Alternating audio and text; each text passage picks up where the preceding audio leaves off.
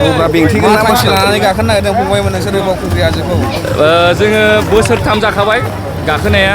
दा एबारहाय 3 बोसोर गाखोनायाव गोसोनाय मोनासै नालाय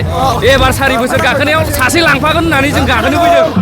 दा बे थांखिजों जोङो फैदों बाहाय 3 बोसोर गाखोबा गोसोनायखौ मोनमारो नामा बेयाव? बेखौथ' मोनो होन्दोंमोन जों मोनासै दा 4 बोसोराव जोङो ट्राइ नायबावसै खनसेबाव मोनगोन ना मोना दा बे थांखिजों जों फैदों दिनै गाखोलांथारगोन जोबजासिम आं बक्सखौ थिखोनानै गाखोगोन जोङो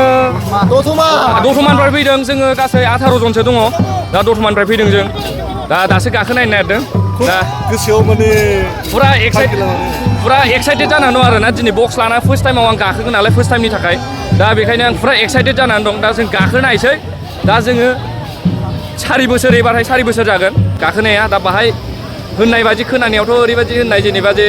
हाजो खनथाम गाखोयोबा हिनजाव मोनथारगोन बे खोथायाव होननायाव जों मोनासै नालाय 4 बोसोराव एबार मोनथारबावगोन होननानै जोङो गाखोनो फैदों दा आंनि मुङा जोंसार बसुमतारी आं दतमा गामिनिनो दा